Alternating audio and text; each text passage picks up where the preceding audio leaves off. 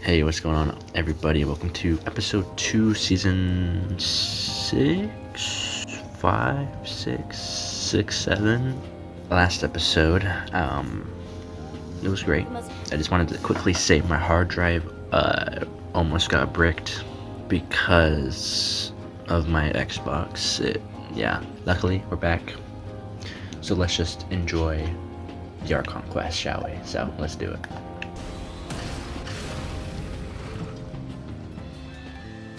Feels like a whole new Paimon after those 2 days in the hot springs. The Abyss kind of threw a wrench in our relaxation, though. Still, spending time here really has felt like a vacation. The Kaholasaurs are so nice and so fun to play with. Their bellies are super bouncy. Oh, and Atea's snacks were so delicious. She gave Paimon some for the road just this morning, actually. Yelling at some kids who got caught throwing stones in the hot springs, so not much has changed since we first met her. Hey, you guys. Sleep well last night? Yep, this area is so nice. Glad you like it. I was thinking of taking you guys out to do some sea fishing.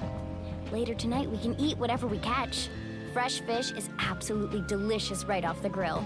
Hey, Mualani! Yeah? What do you need? The team sent out to fight in the Night Warden Wars has returned. And Kachina? Is she back as well? Kachina fell in battle. But don't worry, the team was victorious, so the Rite of Resurrection will be held in the stadium soon.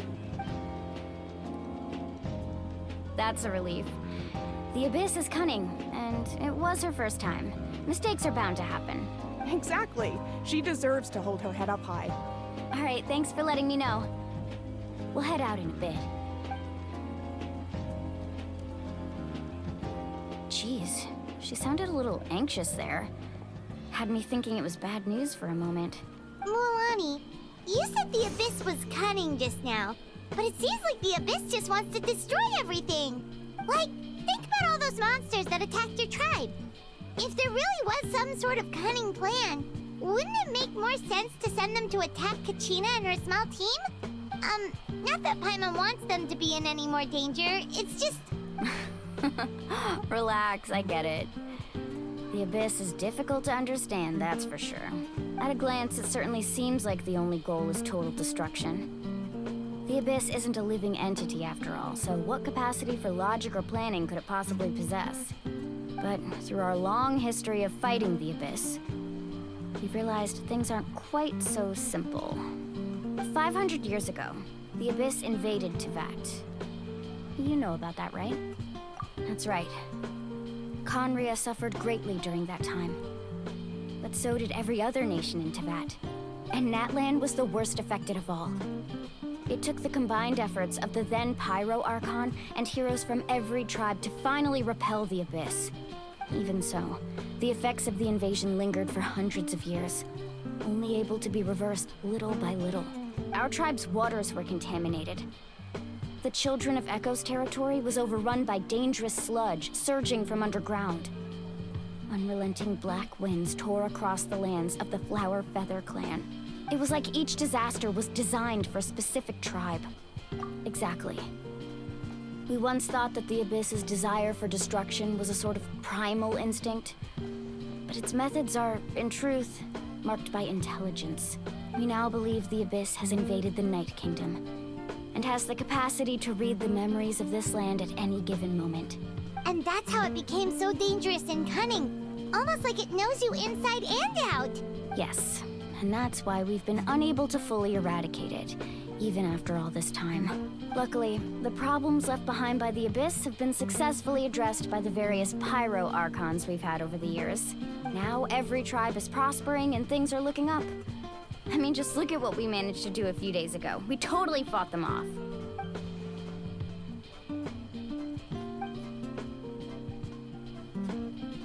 You must have had to sacrifice a lot to get to this point. Every battle, every sacrifice is in pursuit of a future where we get to stop fighting. Responsibility, duty, unavoidable burden. Everyone in Natlan views the war differently, but I believe we will be rid of the Abyss one day. And the efforts of all who fought against them will become a story for the ages. To think that my name could survive in ballads passed down to future generations, it's kind of romantic. Everyone has something that drives them forward, you know?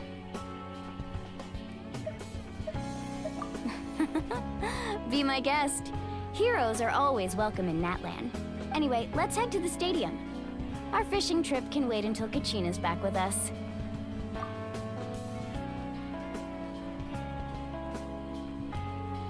The sea's not going anywhere.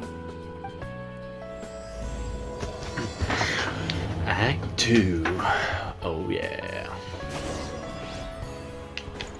Wow. So Kachina low-key got clapped up by the Abyss.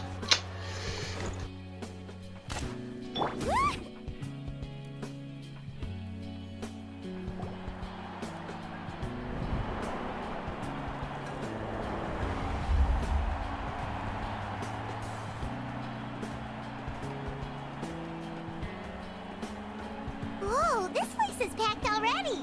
Of course. No one's gonna miss out on the chance to welcome our heroes back from battle. It's their moment of glory. Kachina's gonna be so flustered. She's never had this many eyes on her before. Yeah, she doesn't seem like the kind of person who likes being the center of attention. Looks like I'm just in time. Kanich, you're here! Yeah, a commission ran longer than expected, but I made it. I heard about the incident with your tribe, Mualani. Is everyone alright? Yeah, it's all taken care of.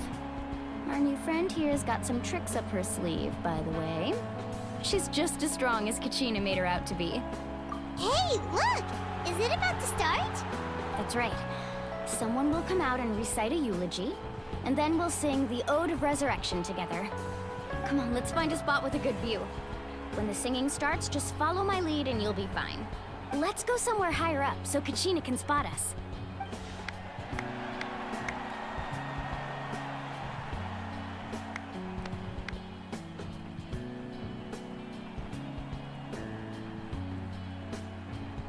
Warriors of Natlan, heed the call of life.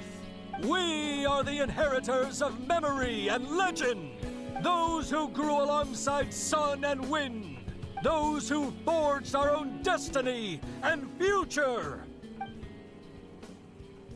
That is Natlan's fire, the lifeblood of our nation.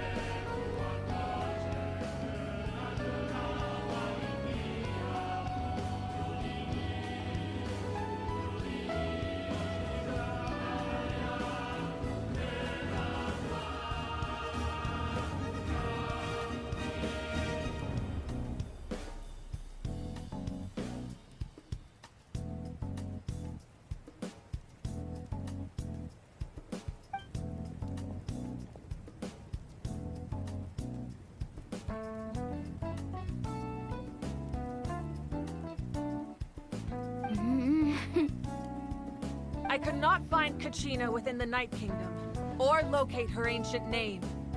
What? What does that even mean? Usually, once the ode is complete, the Pyro Archon and resurrected person will emerge from the flames. But something went wrong. What's going on? This has never happened before. Well, I think it's pretty obvious. Clearly, the team sent to fight the Abyss didn't win after all. Think about it. The Ode rekindles all victors. We've witnessed it countless times. Since the Archon couldn't find Kachina in the Night Kingdom, that must mean there's more to this victory than meets the eye. Hey! You just haven't gotten over the fact that Kachina beat you in the pilgrimage! Pathetic, the both of you. Your wild guesses are misplaced. We completed our mission. Maybe you did, but who's to say whether that little girl even contributed at all? Maybe she got scared and ran off. Why would the YUP recognize someone like her, even if she was on the winning team? How dare you insult a hero of Natlan like that? Kachina sacrificed herself to repel the Abyss. She doesn't deserve to be subjected to your vile rumors when she's not even here to defend herself. Calm down, Mualani. There's no point in arguing with the likes of them. I can't just sit here and let them slander her like that. To insult a hero of Natlan, the person actually has to be a hero. You... Think about it, everyone. Who do you think is really at fault here? A girl who never should have even gone to war? Or the great Pyro Archon? Why would the rules of our nation suddenly stop working? It's true. If she wasn't revived, it must mean she failed to achieve victory. Maybe the YUP interpret victory in different ways? I mean, that girl didn't look all that strong to me.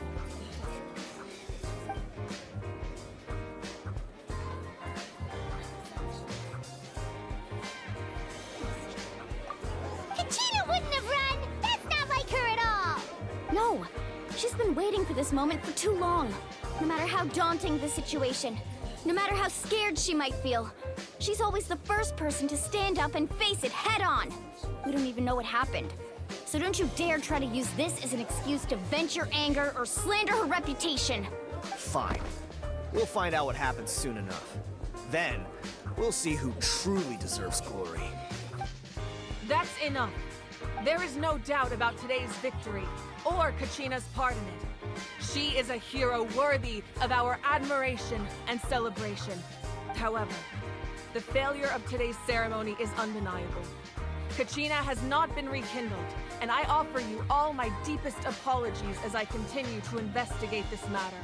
To prevent further casualties, I have decided to suspend the pilgrimage until this matter is resolved. What? No one is all-knowing. No one is infallible, not even myself. But doubt is a means by which we seek the truth, not a weapon we wield against others. I didn't mean it that way, Archon. I just... If there are things you wish to clarify, then ask me directly. Doubt my answer if you wish, but now's your chance. You have concerns? State them.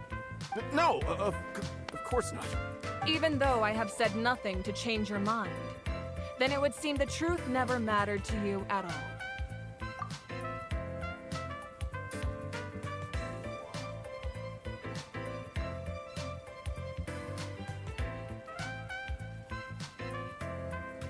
That guy doesn't even have the courage to answer the Pyro Archon's question. So much for all that glory talk earlier. I have a question, Archon. My friend Kachina. Do you have any idea where she is? It's extremely important to me. I know you said you were investigating the situation, but I'm sorry, that's not enough. I've already shared everything I know. If you want to learn the truth and rescue your friend sooner, you should join the investigation. So, what do you say? Of course I'll join. In that case, come see me in the speaker's chamber. We should join them. Oh, and if it's not too much trouble, could you drop by as well, Traveler? I'd like to have a chat. Rest assured, everyone, I'll keep the tribal chiefs informed on the progress of the investigation.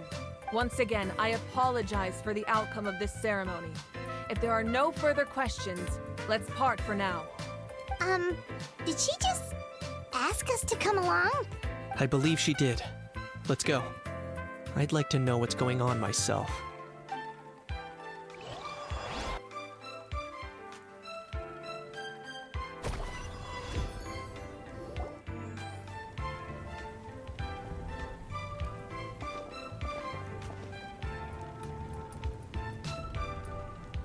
The situation is urgent, so I'll get straight to the point. Kachina is undoubtedly a hero of Natlan, and I'm deeply sorry this happened to her. There's been unrest in the Night Kingdom, but I don't know what's causing it. As a result, I've been unable to track down her location. Until we find and address the cause of the unrest, the Ode of Resurrection will continue to be ineffective. And that means Kachina won't be able to come back? That's correct. Not until the problem with the Night Kingdom is resolved. How long will that take? It's hard to say. Kachina always dreamed of fighting the Abyss. Of doing her part to defend Natlan. She wasn't afraid of death because she knew, if it came down to it, the Pyro Archon would be there to bring her back to life. Whenever we sat down together, exhausted from training, she would always hum the Ode of Resurrection. She was supposed to come back to us. We were supposed to hug her and celebrate with her and share her joy. We supported her every step of the way, but what are we supposed to do now? Sit peacefully and wait for her return? Lose ourselves in grief over her death? Tell me, are we her friends? Or her murderers? That's not fair, Mualani. It's all right. I understand your rage and your grief. Kachina's life means a great deal to me, Mualani. Believe me, I want to bring her back as soon as possible. I would give you that peace of mind if I could. But please, hear what I have to say so I can at least give you a broader picture of the issue we are now facing. Considering the recent attack on your tribe, I believe the Abyss has found a new means of undermining the rules of our nation. You mean? The Sacred Flame. The foundation of our resistance against the Abyss. If we continue to hold the pilgrimage and send teams to fight the Abyss, there will likely be more casualties. But if we stop altogether, the Sacred Flame will only grow weaker. The Abyss will scale up their attacks, and the tragedy we saw with the people of the Springs will only be the first of many. If we compare the two choices, the former seems to be the lesser of two evils. Sorry, I know that may sound harsh, but I bear the name Malipo. Weighing the costs is my duty. The raw truth can be cruel, but we need to understand it if we want to approach this rationally. But what would you say, Mualani? This is personal for you. And unlike Kanich, I dare say it's not a simple case of weighing up which course of action is less painful, is it? No. I can't choose between them, and I don't want to. Saying that one is preferable over the other is disrespectful to the people who suffered.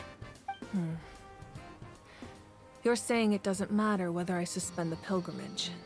The consequences will be equally painful. Yes. What happened to Kachina breaks my heart. But I couldn't bring myself to sacrifice other people for her sake. And that is the crux of the problem. It's not simply a matter of choosing the lesser of two evils. Either way, there will be people who suffer. And the end result will be the same. Belief in the pilgrimage will waver. Once doubt has crept in, the people will no longer unite in battle against the Abyss. And that is exactly what the Abyss wants. Their ultimate goal isn't to break the rules that make the Ode of Resurrection work. It's to destroy the people's faith in them. To prevent what happened to Kachina from happening to anyone else, we need to suspend the pilgrimage. So that is my current plan. And in the meantime, I've made efforts to strengthen each tribe's defenses. Then, we have to find another way of strengthening the Sacred Flame to keep the Abyss at bay. This won't be easy. I'll need time to figure out the best approach. I understand your anger, Mualani, but I hope that provided some clarity, at least. Wow. Hyman thought things were gonna get heated for a second, but the Pyro Archon took the time to explain everything so patiently. I owe you an apology, Archon. I let myself get carried away earlier, and I'm sorry. You're right. We need to focus on finding solutions. We could always hold the pilgrimage without sending a team to fight in the Night Warden Wars. That way, we would still be able to fuel the sacred flame. I've considered that, but the two events have nearly always been linked. Without the chance to fight the Abyss, pilgrimage rankings lose their prestige, and competitor numbers will drop. With fewer participants, the amount of contending fire produced will decrease, and the vicious cycle will continue indefinitely. So, essentially, the Abyss is taking Kachina hostage. You've learned about the concept of ley lines during your travels, yes? The Night Kingdom is something similar. Staying there for a short period of time shouldn't have an effect on the person. But with the Abyss in the picture, it's a different story. Your sense of self will be devoured, until eventually you become one with the Sea of Souls. Imagine pouring a cup of water into a rushing river. You can try to scoop up another cup, but there's no chance it will be the same water you had before. I won't sugarcoat it. That is the danger Kachina is currently facing. Just like you said, Archon. Both of these problems need to be addressed. You can focus all your efforts on dealing with the Sacred Flame. I will go search for Kachina. The Abyss poses the same threat to you as it does to her. It is very possible you will not return. Knowing that, do you still choose to go? Kachina's waiting for us to rescue her. That's all that matters. I failed to protect her during our campaign, but I can make it up to her now. I choose to go as well. Traveler? What do you think? Understood. Then I'll support you in any way I can. The Masters of the Nightwind have a technique that can extract an ancient name from the ley lines.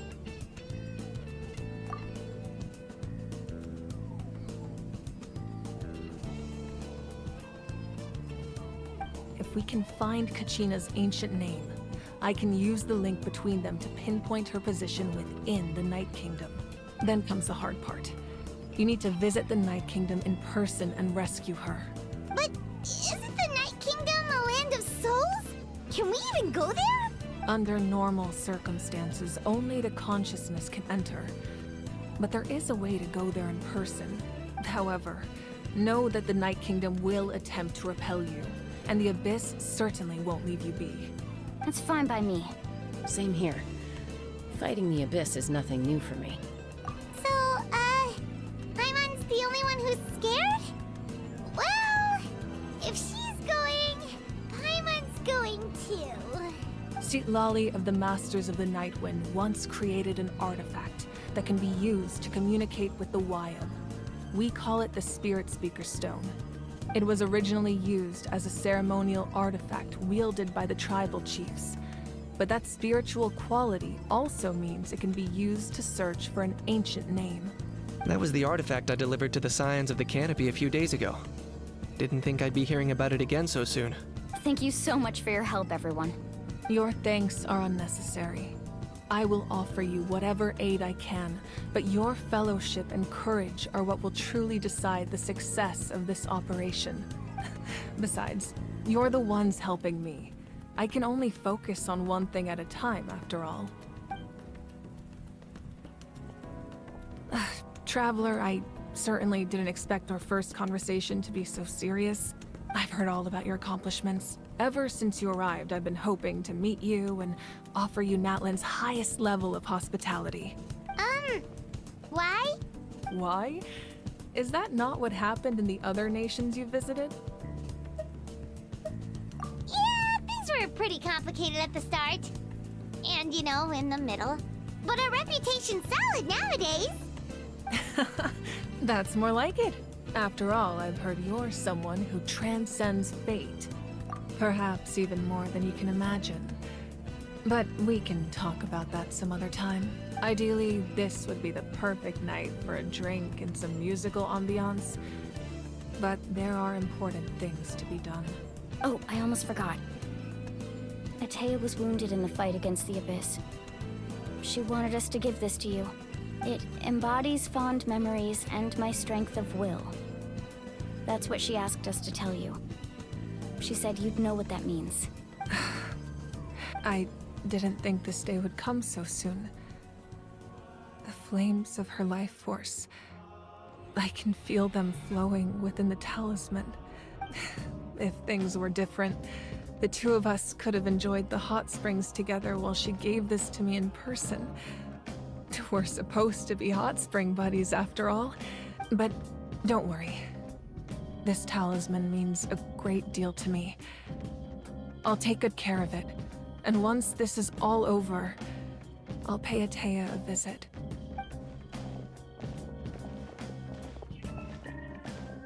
You said you didn't want to jeopardize the production of contending fire, but that's not at all why you decided to suspend the pilgrimage, is it? You're right. Even now, the production of contending fire is far from sufficient. The gradual corrosion caused by the Abyss has resulted in a massive shortage of pyro energy, and we're currently at the breaking point, as things stand. The pilgrimage is a lost cause. Suspending it allows us to save our strength to defend the tribes. The Abyss has brought catastrophe to Natlan, and Kachina's disappearance in the Night Kingdom is a direct consequence of that. We can't let the general public know that. No. If the public learned that Natlan's destruction was close at hand, there would be immense panic. But if I said nothing at all, they would have continued to question the integrity of Natlan's heroes. Another simple choice. The latter was clearly the better solution, but you chose otherwise. I have never subscribed to the belief that the right choice is the one with the fewest sacrifices. Let's go. There's still a way for the sacred flame to last a little longer. You mean? Yes. Come with me.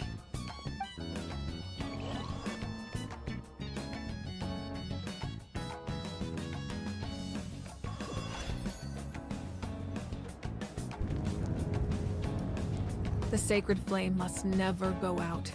Not only does it strike fear in the Abyss, but it's also the pillar of Natlan's stability. So until our heroes are ready, I will sacrifice my power to keep it burning. But that can only last so long. I think we should focus on the remaining ancient name-bearers. Don't let desperation cloud your judgment. Those chosen by the Wyab have already embarked on their destined path. It is for them to decide how that journey ends, not us. All we can do is support them. Even so, for you to make this sacrifice, it's not right. If not me, then who? No other is capable of sustaining the sacred flame. I possess great strength, but I'm not above my people. This is part of my duty.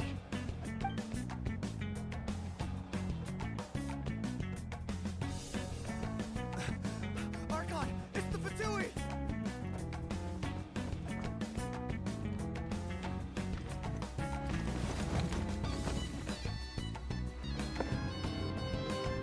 The Archon of Natlan.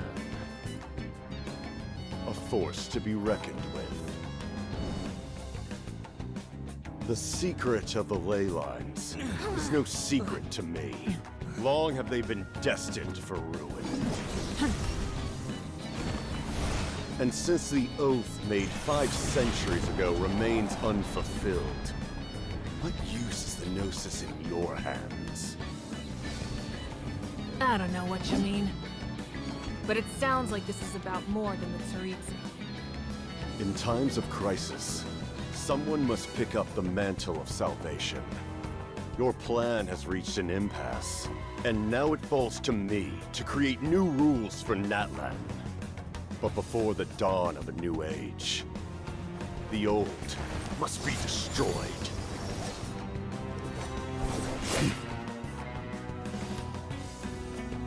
I assume that's the end of your speech? Good. People like us? Let our blades do the talking!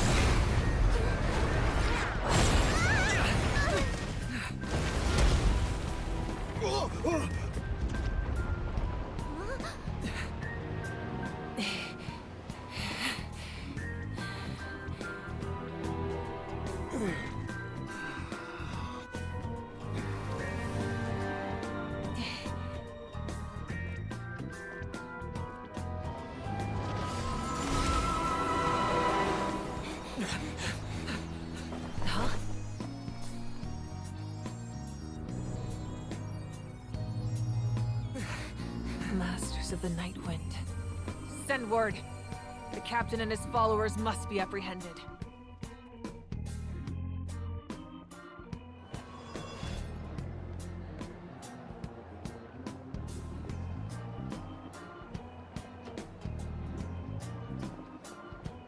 Are you alright, Archon? He was a formidable opponent. Exactly what I would expect from the first of the Fatui Harbingers.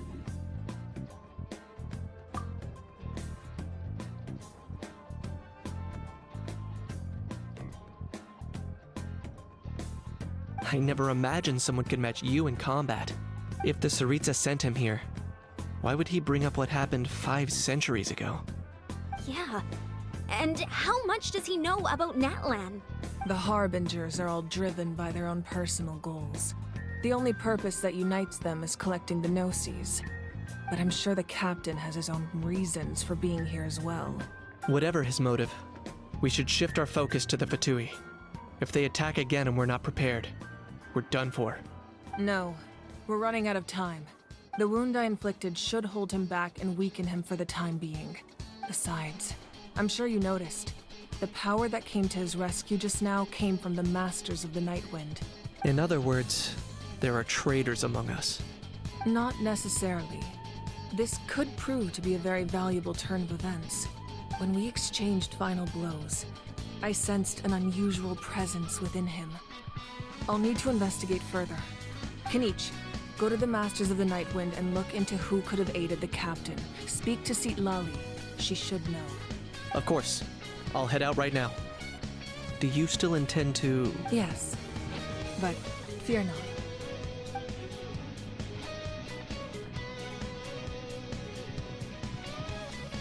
Natlan's strength has never rested solely in its Archon.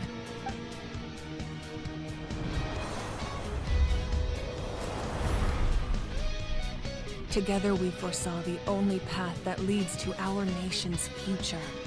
We must trust in that vision now.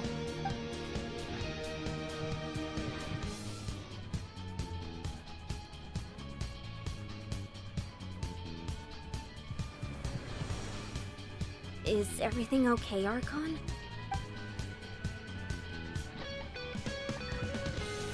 Completely fine. Just lamenting the fact that I never got a picture when I could still turn my hair into flames. Too late now. I just hope the others have a safe journey.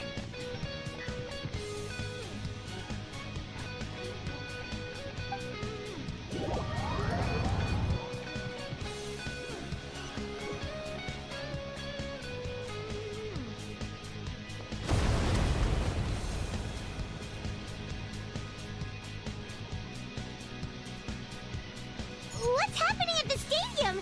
Did something explode? It feels like the Archon unleashed her power. She must be fighting a formidable opponent. Should we go back and check what's going on? Have faith in the Archon. She wouldn't lose in a one-on-one confrontation. Once we find Kachina's ancient name, we'll head right back. Okay, let's just keep climbing. Paimon really hopes nothing goes wrong.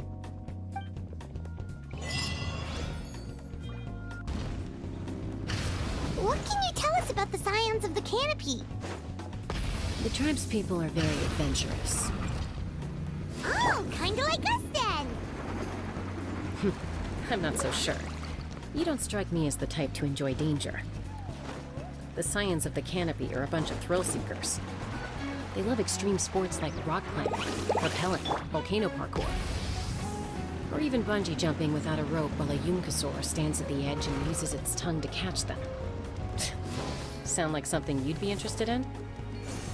Okay, that does sound different from our usual adventures. Paimon's not doing any of that. She can just cheer you on from the sidelines. That's Wyna, the tribal chief. Let's head over to him.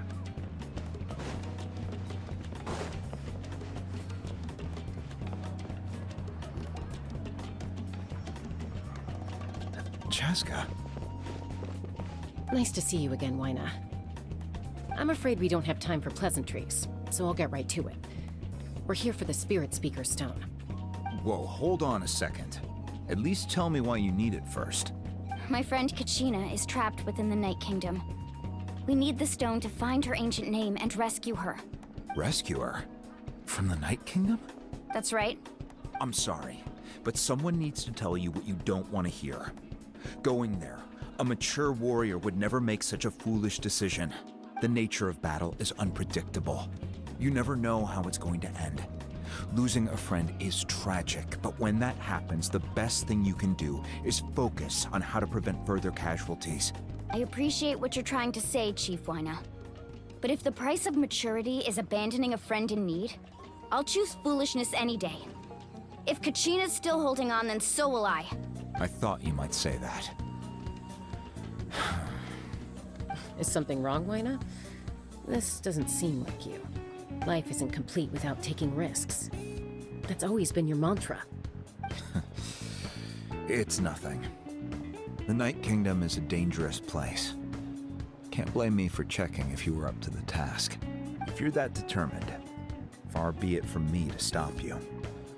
Here's the stone. Keep it safe, okay? It's not like we have a spare. Thank you. Huh. Seems like you two go way back. But aren't you from the Flower Feather clan, Chaska? Oh, Chaska's a peacemaker, so she's famous throughout the tribes. She's always the one people call to resolve conflicts, so we slowly got to know each other that way. Her younger sister Quichi's always hanging around our tribe, too. She's helped us out a lot in the past. Oh, you have a younger sister? Yes, I'll introduce you to her sometime. But let's get back to business. Wyna, how do we use the stone? As you probably know, your intended destination is completely different from the real world. The Night Kingdom is like a river flowing with concepts, and the ancient name you seek is like a tiny fish swimming downstream. In that sense, the stone is like a fishing boat drifting down the river, but the boat alone isn't enough. You need a fisherman experienced enough to steer it in the right direction. We couldn't do that ourselves? With a little practice, I'm sure you could. You have the strength and the talent. If you want to make sure this works, though, I could recommend someone to you. Who? Vichama, a legendary warrior and scout from our tribe. He's got a keen eye and a well-honed intuition. Even his ancient name means to seek. If you're fishing for a name, you're gonna want him on the boat. Bichama? Why does that name sound familiar? He's one of Auntie Atea's hot spring buddies. I've heard stories about him. Where can we find him? Ever since Malco passed, he spends most of his time gazing out at the scenery from the cliff tops. Follow the path that way, and I'm sure you'll find him. Thank you. We'll go look for him there. Good luck. I hope everything goes well. Full throttle!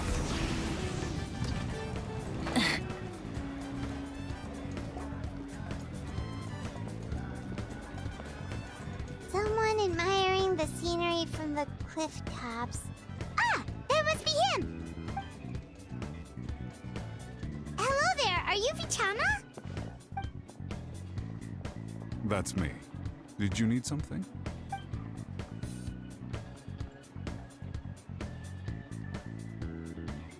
What? You're saying you can bring someone back from the Night Kingdom?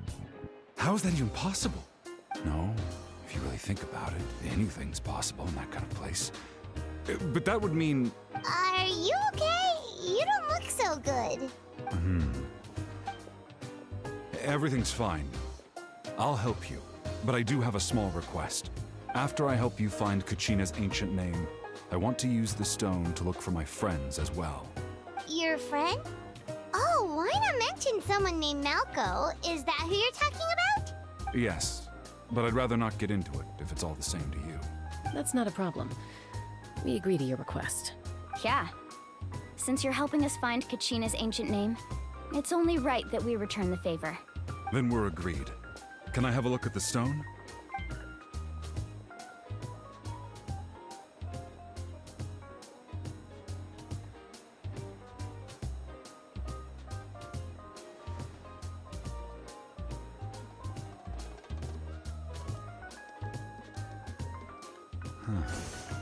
I see.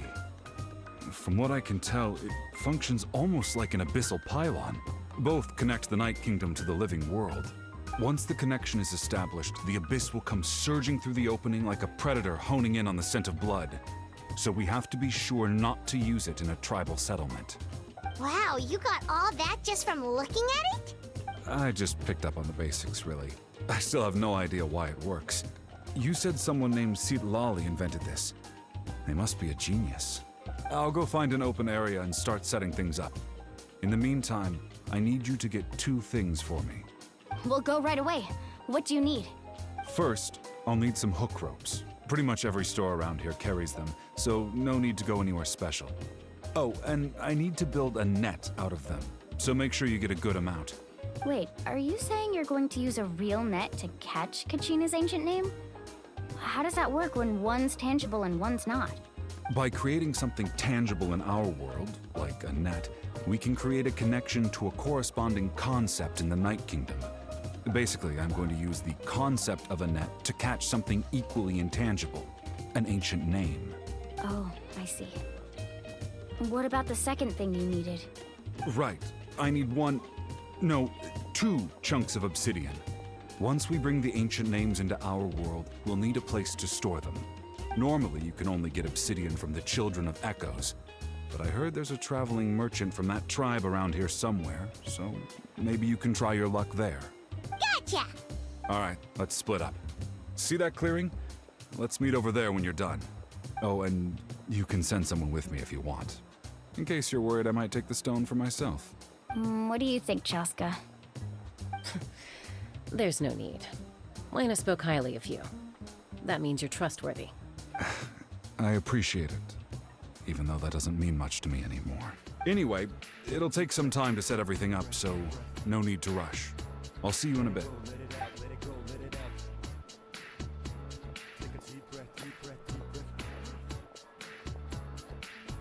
What an odd guy. He seems so defeated, but also really invested in the stone at the same time. I don't have any more insight than you, Paimon. Let's just focus on the preparations for now. Hang on, Kachina. We're coming for you.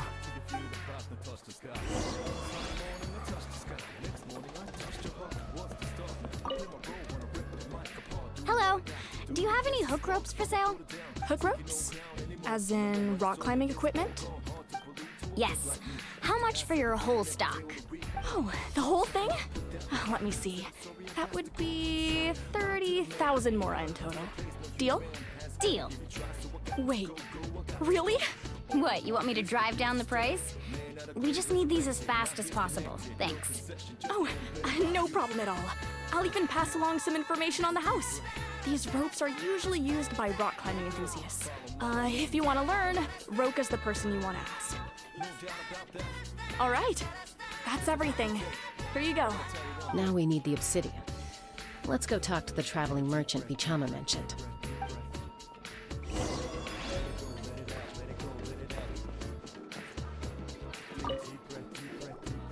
Excuse me, do you sell obsidian? Why, yes. I've got a chunk for sale right over there. Perfect.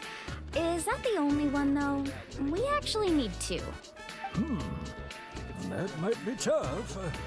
Tell you what, I'll take a look through these boxes over here and we'll see what we can find. Thank you so much. We'll wait here.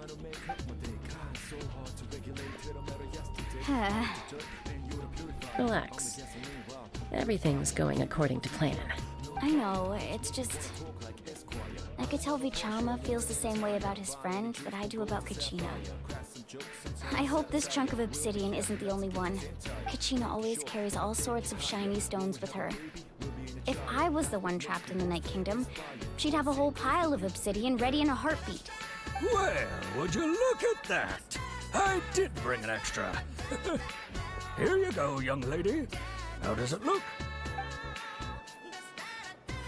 Perfect! Thank you. How much do I owe you? If you hadn't shown up, these stones would have just sat here collecting dust. I'll take 3,000 more for both. Here you go. By the way, I heard you mention Vichama just now. You running an errand for him then? How's he doing? Malco's been gone for 5 years now. It's about time he started to move forward. Do you know what happened between them? I heard about it in passing while I was out drinking one night, but I don't know all the details. Bichama and Malco grew up together, and even made a name for themselves together. Malco was an amazing fighter, capable of knocking out multiple opponents in a single hit, while Bichama excelled at scouting and analyzing the battlefield. The two made an excellent team, and managed to beat back the Abyss several times. 5 years ago, they both emerged triumphant in the pilgrimage, and were placed on the same team to fight the Abyss. But on the eve of battle, the Abyss launched an attack on their tribe, and Bichama suffered an injury to his leg while attempting to rescue someone. Then what happened? The team agreed that he couldn't fight the Abyss in his condition. Bichama didn't argue. He knew going to the front lines with an injured leg would make him a burden in battle. So they raised the issue with the Pyro Archon, and she agreed to let him stay behind. It's just... Malco and the others ended up facing hordes of abyssal monsters in numbers that far exceeded anyone's expectations. The team made an error in judgment, and they fell to the onslaught. Bichama went into a deep depression after that. He blames himself for everything. Oh, you're not wrong. But it's possible he chooses to blame himself. Not because he did something wrong, but because he wasn't able to do anything at all. I've tried convincing him to move forward, to stop dwelling on the past. But the shadow of Malco's death hangs over him still. The Abyss has caused so much suffering, and some wounds never heal. I wish there was something he could do to make himself feel better. But... anyway, that's the gist of it. Maybe you could help him talk things through sometime. I would really appreciate it.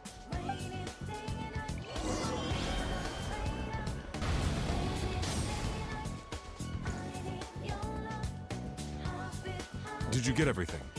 Yep, it's all here. When do we start? I've made all the necessary adjustments, so we're good to go. As agreed, I'll help you find Kachina's ancient name, and then you return the favor. Go ahead.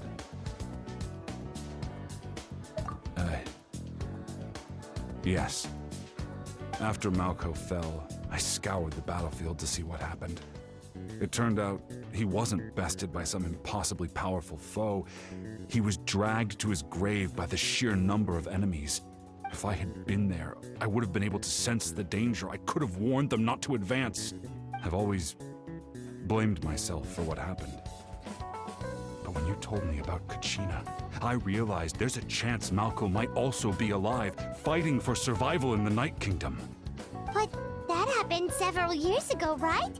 The Pyro Archon said all life within the Night Kingdom eventually becomes one with the Sea of Souls. There might not be much hope, but I still have to try.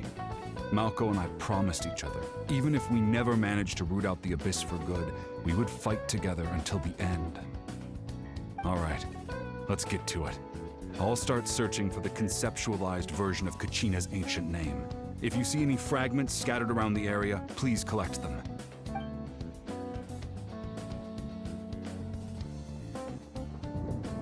Make sure you prepare yourselves for battle. As I said, the stone will link the mortal realm to the Night Kingdom. The Abyss will likely emerge in response. Look at that golden thing! It must be one of those fragments.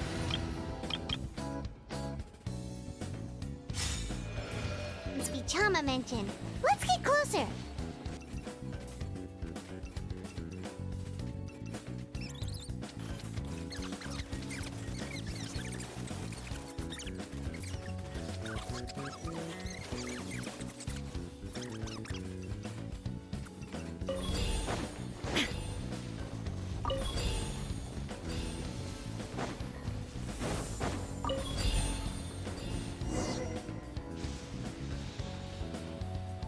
Bichama!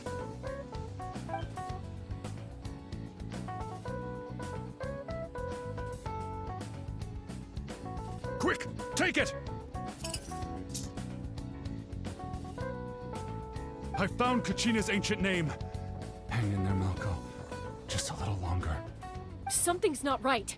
The power of the Abyss is getting stronger. The Abyss is corroding his body. Vichama, you can't keep going. You'll die. I should have died 5 years ago. I just need a little more time. Please, I'm almost there. Thank you.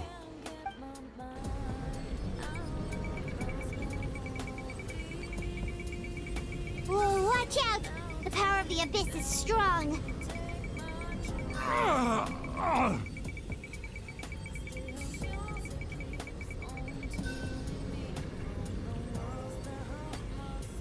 This power. Hanging in there? Malco. No! Why can't I find him? Why? We can't wait any longer. Pull him away from the stone, Mualani. I already tried, but the power of the Abyss has him in a chokehold. It's like he's tied to the stone with an invisible rope. In that case, we have no choice. I'm sorry, Sea Molly. Get back! Chaska, wait!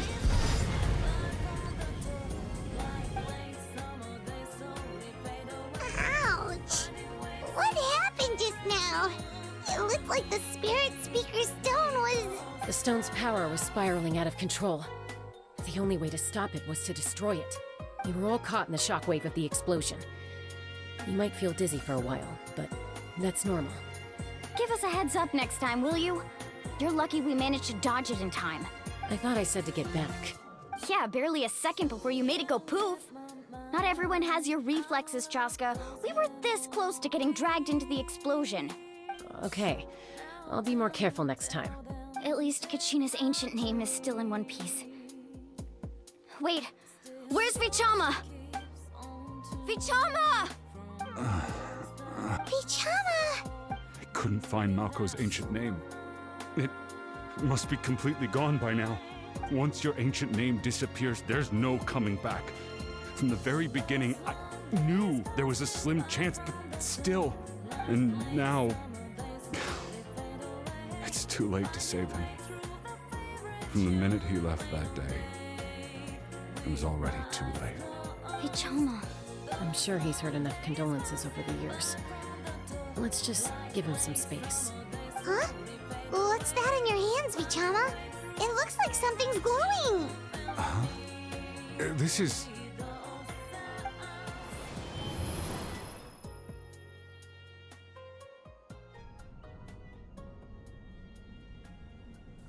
Hey, Malco. Got any strength left? Not enough to swing a sword, but to say a few last words? Sure. Too bad. No one will get to hear them. I never thought I'd actually die on this mission. Not that I'm afraid to die. It's just... hard. Thinking about my mom's face when she hears the news. Guess I have something to be thankful for then. My parents died a long time ago. You won't have to mourn me.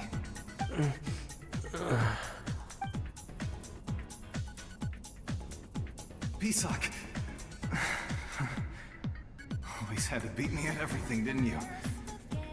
Right to the end, you were never one for goodbyes. Maybe you're right. Maybe no one will get to hear our last words. But just in case, Vichama, I'm so glad you didn't come with us. Don't be sad. Just keep on living. For the both of us.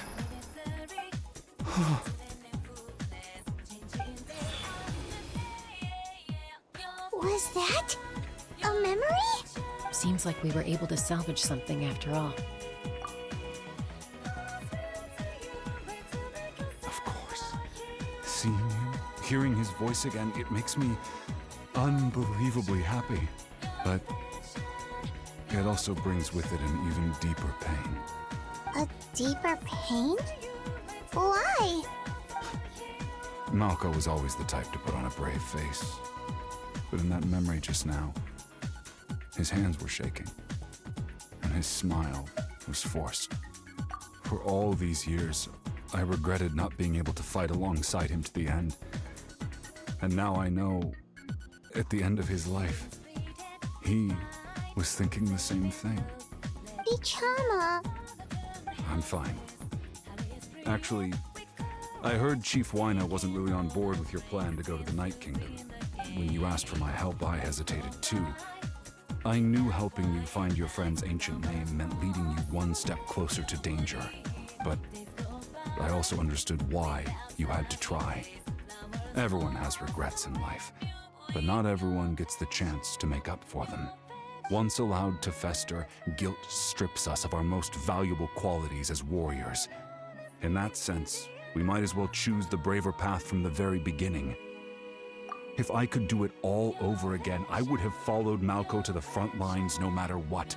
Even with an injured leg, there were still things I could have done. That way, even if the outcome stayed the same, I still would have fought alongside him to the end. There are critical junctures in life, and if you don't seize the chance to act, there's no going back. That's something I had to learn in hindsight. But you're still at the crossroads of your journey, so I hope you can walk away without regrets. Thank you, Vichama. I feel even more determined now. Kachina will come back to us. I'll make sure of it. I promised I would find her, and I intend to keep that promise. That's good to hear. Strange. My body, it's... Once abyssal corrosion enters the body, a portion will fuse itself to your internal organs. Even though the Traveler possesses powers of purification, the corrosion can never be fully eradicated. Thanks to her, though, you are only briefly exposed. Slowing your breathing and controlling your emotions should help you keep the symptoms in check.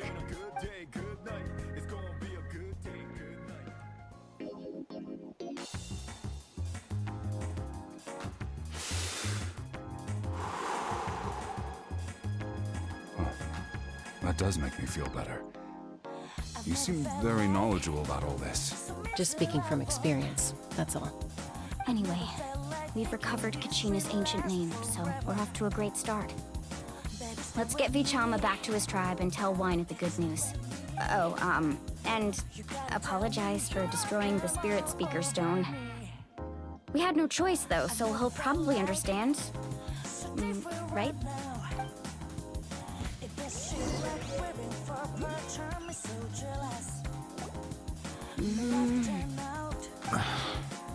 Koichi, are you really gonna just stand there like that? I don't know what you want from me. I think you know exactly what I'm trying to say, Uncle Wyna. I can hear it in your voice.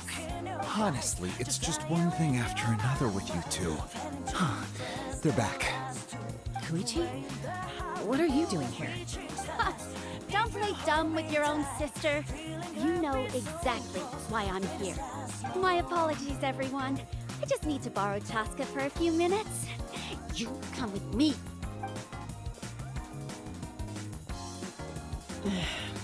I'll be just a moment. Who is that? Koichi, Chaska's younger sister. Although the two aren't actually related by blood, it's kind of a long story. It's not really my story to tell, but I guess it's not a secret. You see, Chaska was actually raised by cuckoo sores. She was afflicted with a rare disease when she was a child and abandoned in the wild as a result. The Abyss found her out there, all on her own, and tried to devour her. But in the end, all that did was trigger her will to live. That strength of will pushed her to survive. But it also planted a seed of conflict within her. Eventually, she was adopted by the cuckoo sores. Wherever they went, she followed, getting into fights right and left. For some reason, Paimon can totally imagine that. Well, when Chaska finally returned to human society, it was Koichi's parents who adopted her. At the time, Chaska still had a habit of getting into fights, so Koichi was always taking her around, apologizing to everyone. I remember those days. One of those fights was definitely with me. But, you know, kids. You're fighting one minute and your friend's the next. Eventually, she found a way to rein in that desire to fight. And now she's who people call to resolve conflicts. She's known as the Peacemaker. It sounds like she still argues with Koichi, though. Don't siblings usually stop fighting when they get older? That's partly my fault. Koichi asked me to stop Chaska from doing anything dangerous, but you probably know by now, once Chaska makes up her mind, there's no changing it. Oh, I get it. No wonder you tried to talk us out of going to the Night Kingdom. Chaska even said that wasn't like you. I'm all for your adventure. You need to take risks when you're young, because by the time you're my age, you couldn't attempt something like that even if you wanted to. Better try now than live with regrets later. That's what I say. Still, I can understand where Koichi's coming from. In the end, nobody wants to sit back and let a loved one put their life on the line.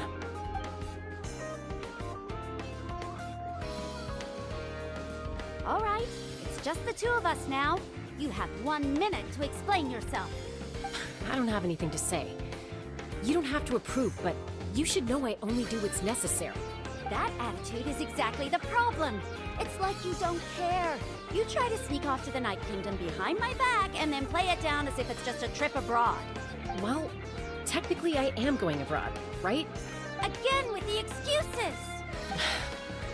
We agreed, didn't we? There are 4 levels of danger. If it's not something urgent, you can only engage in level 2 danger and below. You can only go up to level 3 if a situation is so dire there's absolutely no alternative. But a trip to the Night Kingdom? If that's not a level 4, I don't know what is! And you were just going to sneak into the place without saying anything! What do you mean, sneak into the place? I always planned on walking in there with my head held high. You bought off Uncle Wina, didn't you? He promised me he'd stop you from doing anything dangerous. Oh, it's like he didn't even try. You feel like he went back on his word. What if I told you my mind was made up, and there was nothing he could have done? Not even by force. Oh, I knew it! So he did try to say something, but you didn't listen. This is important. If you were in my shoes, you'd make the same decision. You don't know that? I'm a doctor, and I handle logistics. If you're going to waltz into a dangerous situation where you could lose control at any moment, it's my duty to say something. All right, whatever. Anything else? What do you mean, anything else? Why don't you reflect on what you've done and promise me you'll stay put?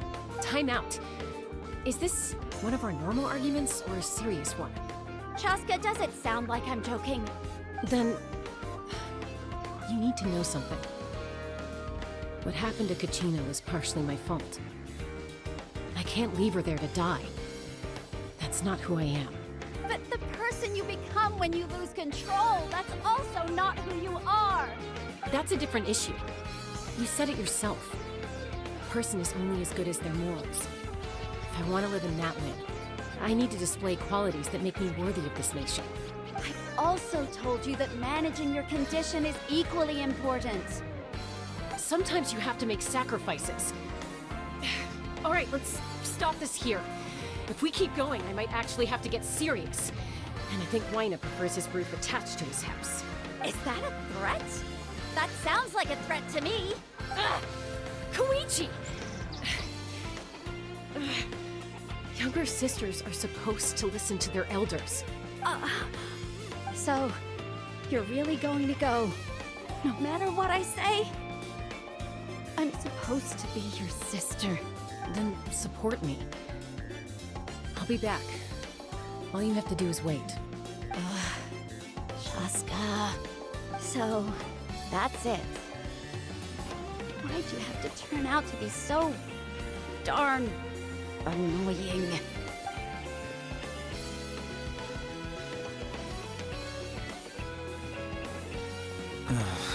You two are something else.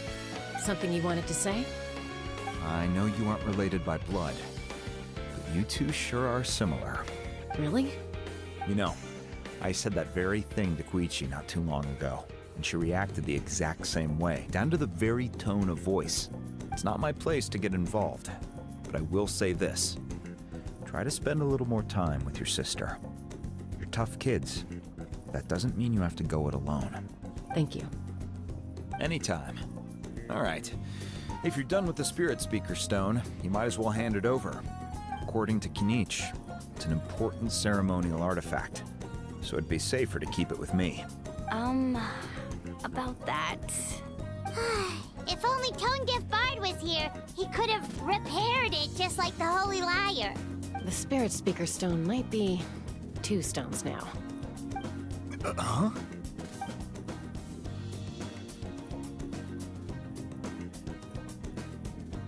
I see. Sounds like it was an urgent situation. If someone's life was on the line, then you had no choice. Still, Citlali's going to be a nightmare to deal with now that you've broken her stuff. I'll explain everything to her later. Stay safe out there in the Night Kingdom, okay? I'll wait here for your safe return.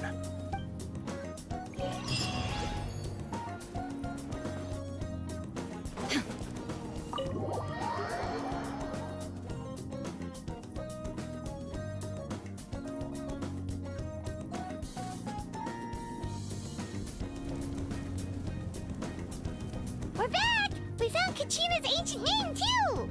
Well, it's fairly complicated. Let me give you the condensed version. The Fatui again? We can't go anywhere without them causing trouble. But what if the Fatui finds out you've lost your power? Won't they try to take advantage of the situation? That's why it has to be our little secret. No one else can know, or we're asking for trouble. Look, I wish I could offer you some sort of consolation, but I won't lie to you. With multiple factions closing in, there's nothing comforting about the situation we're facing. Still, all you need to do is focus on your goal. You can leave the complicated matters to me. I can also step in on the Pyro Archon's behalf. There's a limit to what I can accomplish, but I'll help you however I can. There's no need to be so modest, Dion-san. Your incredible strength has long been a well-known fact. You're the pride of your tribe. Archon, I'm sorry about before. You have so much on your plate, so much that you have to worry about. But all I could do was focus on my own feelings. You have nothing to be sorry about. We all get overwhelmed by our emotions, myself included. Your reaction to Kachina's disappearance, I understand that feeling very well. Well, now that we have Kachina's ancient name, let's go track her down. Follow me.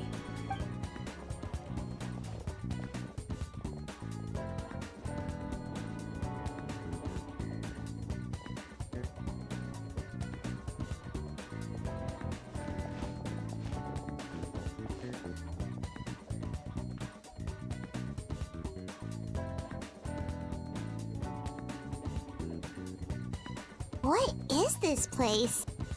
Hey, isn't that Atea's talisman? Good eye. This is where I store all the various mementos I've collected. Whoa. I've never seen this place before. There's so many things in here. It looks like there are items from every tribe. Collecting them must have taken a lot of effort. I suppose you could think of it as a hobby of sorts. In Natlan, everyone grows up listening to the stories of heroes, and physical items do a far better job of preserving those stories than our own memory. Now, I still have some preparations to make for the ceremony, so feel free to take a look around in the meantime.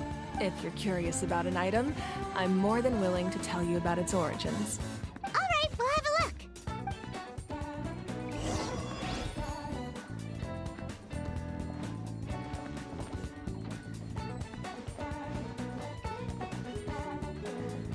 This fishing basket looks familiar. Hey, there's a fishing rod here. It must have belonged to the people of the springs. That's right. It belongs to a legendary fisherman named Matavaru. I have his entire set of fishing equipment, actually. He and I met in a tavern. He told me about a particular kind of giant fish and his meticulous plan to catch it. In his eyes, I saw a hunger and a strong fighting spirit.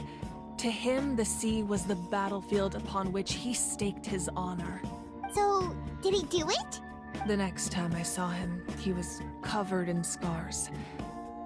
It turned out the fish he sought had been corroded by the abyss. He managed to kill the fish, but sustained a serious injury in the process, which meant he could never go deep-sea fishing again. Can a fisherman claim victory if he fails to bring back his catch?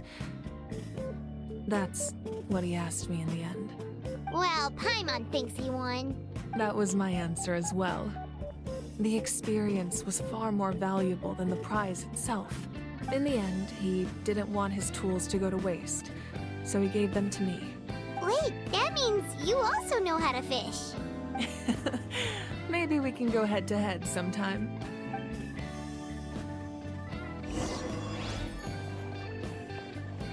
This flower looks like it's thriving. You must be good at taking care of plants, Archon.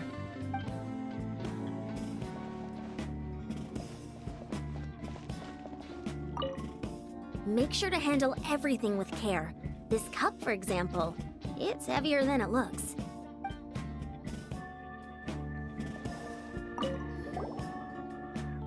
Whoa, that belt is bigger than Paimon's head! The Collective of Plenty are known for their bodybuilding competitions and contests of strength. This belt is a symbol of great honor within the tribe. The association with strength might also have been the reason the original belt was extremely heavy. It was difficult for even 2 people to lift. And even if a warrior had the strength to put it on, wearing it for any length of time would still leave them gasping for breath. Sounds like it.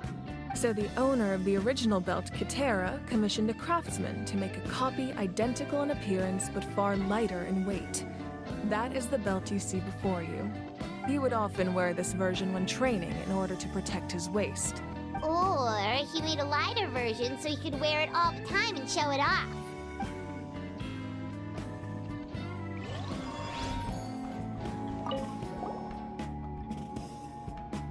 There are so many jars and potions around here. Do they have anything to do with alchemy? No, those belong to the Masters of the Nightwind.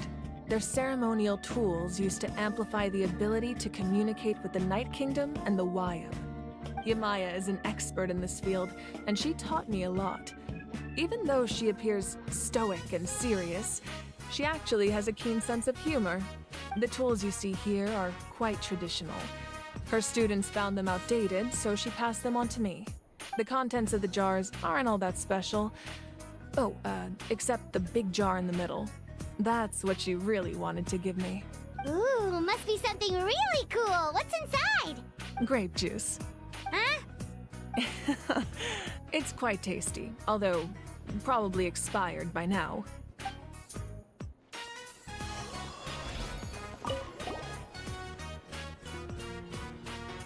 The powder still needs some time to settle, so let's wait a little longer. Well, what do you think of my collection? Do you feel like you have a better understanding of Natlan's culture now? Yeah! If each item represents a different story, seems like Natlan's really been through a lot. Does every item hold a special memory, just like Atea's talisman? That's right. The items in my collection actually serve a similar purpose to the ancient names passed down among the tribes. They demonstrate the true shape of time. The shape of time? Most people perceive time as a linear concept, almost like a straight line that can only move forward. We cannot change the past or predict the future. But there's also a different theory, one that I believe to be closer to the truth. Namely, that the past, present, and future all exist at once. At once? Paimon's not sure she understands. Let's say your journey ended right now. Thinking back on your experience in each nation, which one would you say was the most important? Exactly. Even at the end of your journey, the things you experienced along the way don't cease to exist. They become part of who you are. Take out a portion of that journey, and you would likely make very different decisions, and eventually arrive at a very different destination. The future is the same way. It exists even though it has yet to come to pass. We just lack the means to perceive it. Of course, there are those with the power to foresee the future. They simply call it by a different name. Fate. You're quite familiar with that concept, I would imagine. That does kinda make sense. The future hasn't happened, but already exists. Humanity excels at living in the present, but too often we forget the past and neglect the future, while the pilgrimage and the Night Warden Wars lead us to a better future.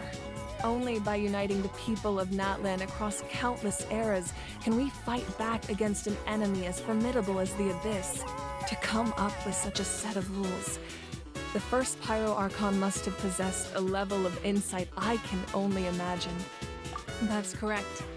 At first, he was a mortal man with no special power. After he ascended to the Divine Throne, he used it to borrow power from the heavens and establish the rules of Natlan, namely a framework through which ordinary people can ascend to Archonhood. By holding the pilgrimage, we're able to determine the strongest among us. And when that person ascends to the Divine Throne, their inner flame will awaken. In addition, the Sacred Flame will grant them significant knowledge and memory of this land. After all, that's how I came to know everything I just told you. So, it all comes down to the power of the Divine Throne and the rules. Wait, is that a family portrait? Yes. That's my mother, father, younger sister, and the little Saurians we raised. I turned a piece of my dad's leather armor into a canvas and commissioned a famous artist to paint our likeness. Your sister is so cute! It looks like the two of you are really close. Paimon was having a hard time thinking of an Archon as an ordinary person, but seeing this portrait, it kind of makes sense now. It really doesn't look like there was anything special about you before. Oh, wait, is Paimon allowed to say that? A little late for that question, don't you think? Sorry! Paimon's so sorry! Paimon's mouth works faster than her brain sometimes! It's alright. I'd never get upset over something like that. No matter what others may say, my past is a precious part of my identity.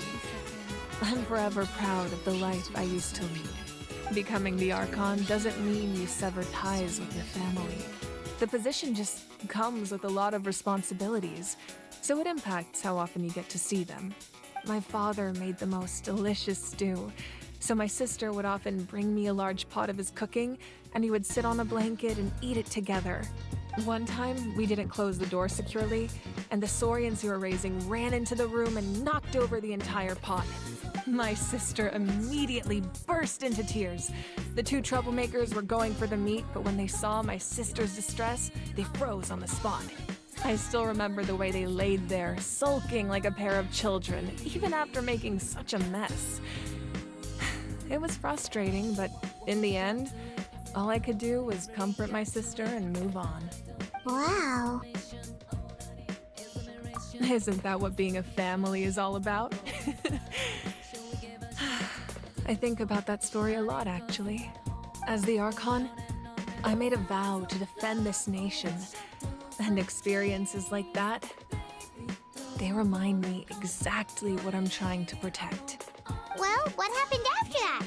This portrait looks pretty old. Your sister must be all grown up by now, right? I believe she ended up working as an architect and artist. She built many houses and crafted many beautiful works of art. Anyway, that's enough about me. Now that the powder is settled, we can begin.